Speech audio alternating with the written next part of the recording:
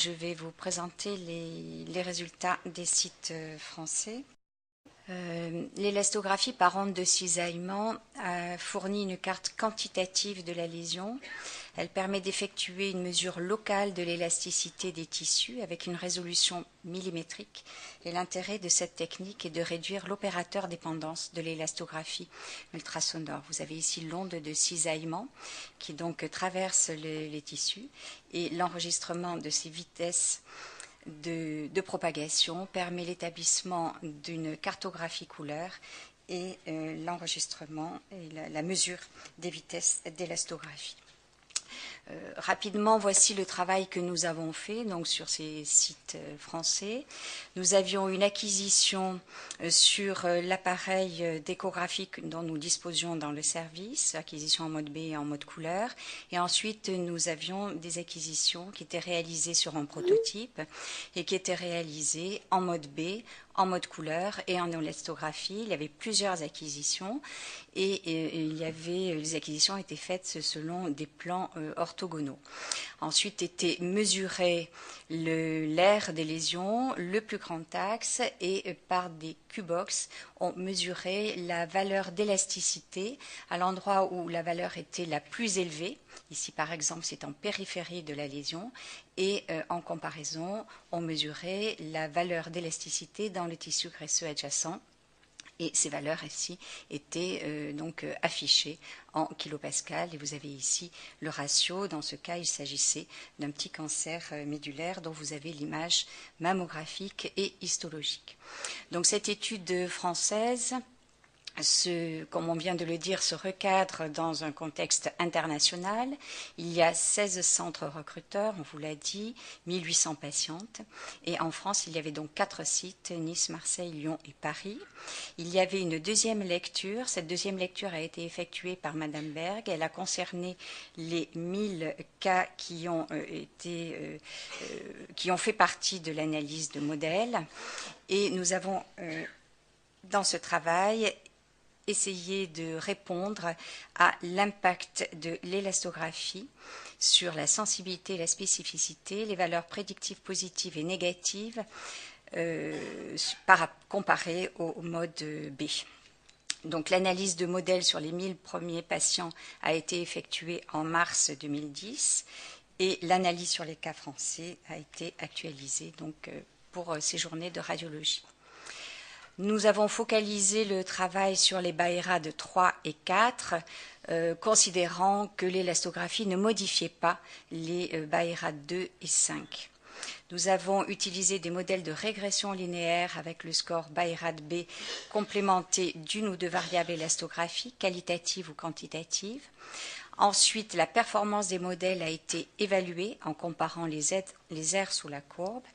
Ensuite, les règles de reclassification ont pu être sélectionnées pour donc, les lésions BAERAD 3 et 4 en fonction des critères élastographie sélectionnés de bénignité et de malignité. Et donc nous avons calculé les valeurs de sensibilité, spécificité, VPP et VPN. Les caractéristiques les plus discriminantes dans le modèle ont été des critères qualitatif, homogénéité de la carte élastographique, les valeurs d'élasticité moyenne sur la zone la plus dure de la lésion avec un seuil qui a été fixé à 80 kPa et le ratio entre les valeurs d'élastographie les plus dures de la lésion et le tissu graisseux environnant pris comme référence avec un seuil fixé à 4. On a ainsi défini deux modèles, le BAERAD B et l'homogénéité du signal associés soit au ratio, soit à la valeur d'élasticité moyenne, avec les seuils donc définis. Les résultats concernant les courbes ROC montrent que dans les deux cas, on a une nette augmentation de l'aire sous la courbe comparée au mode B. Vous voyez ici 0,82 versus 0,67 pour le mode BAERAD B. Donc ensuite, les règles de reclassification ont été appliquées pour chaque modèle. Première règle, est-ce que l'on pouvait upgrader les BAERAD 3 en mode B lorsqu'il y avait deux signes élastographiques concomitants de malignité? La règle 2 était de rétrograder les BAERAD 4 en BAERAD 2 lorsqu'il y avait des signes élastographiques concomitants de bénignité. Et la règle 3 était l'association des deux règles précédentes. Donc, dans l'étude française, nous avions 305 lésions mammaires chez 321 patientes. Le classement était le suivant, avec, vous voyez ici, un taux de 5,9% de malignité dans les ACR3 et de 41% dans les ACR4. Les résultats ont donc été les suivants, ils sont sur le tableau. On voit que la règle 1, qu'il s'agisse d'élasticité de la lésion ou du ratio associé aux critères qualitatifs et au BAI-RAD, n'est pas acceptable car on a une perte de spécificité extrêmement importante comparée au mode B, 54, 56 versus 62, même si on a une majoration de la sensibilité de 1 point ici et de 3 points ici. La règle 2 est celle qui va augmenter le plus la spécificité, que ce soit par la mesure d'élasticité moyenne ou par le ratio, puisqu'on a des élasticités de 88%, des spécificités de 88% versus 62% en mode B, mais on a une perte en sensibilité qui est presque de 10 points. Et donc finalement, le modèle et la règle les plus intéressants sont celui-ci, avec un gain en spécificité de plus de 12 points comparé au mode B, avec une perte en sensibilité qui paraît peut-être acceptable puisqu'elle est d'environ 3 à 4 points. Et surtout, on a un taux de lésion correctement classifié de 83% versus 76%. Donc, les bénéfices attendus de l'élastographie, qui est d'augmenter la spécificité de l'échographie mammaire en préservant une bonne sensibilité et une bonne VPN, semblent être obtenus avec l'association au BAI-RAD-B d'un critère qualitatif et le rapport d'élasticité. Alors voici quelques exemples. Une lésion qui avait été classée BAI-RAD3 en mode B. Le signal élastographique est hétérogène. La valeur moyenne d'élasticité est de 144 kPa. On a un ratio qui est un petit peu supérieur à 4. Il s'agissait d'un carcinome canalaire infiltrant. Autre exemple ici, d'une lésion classée 3 en mode B. Elle est même plutôt évocatrice d'un kyste à contenu épais. On voit que l'élastographie dans ce cas est très contributive.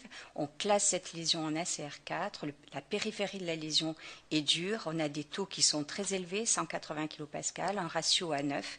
La lésion est hétérogène. Il s'agissait là encore d'un cancer canalaire infiltrant.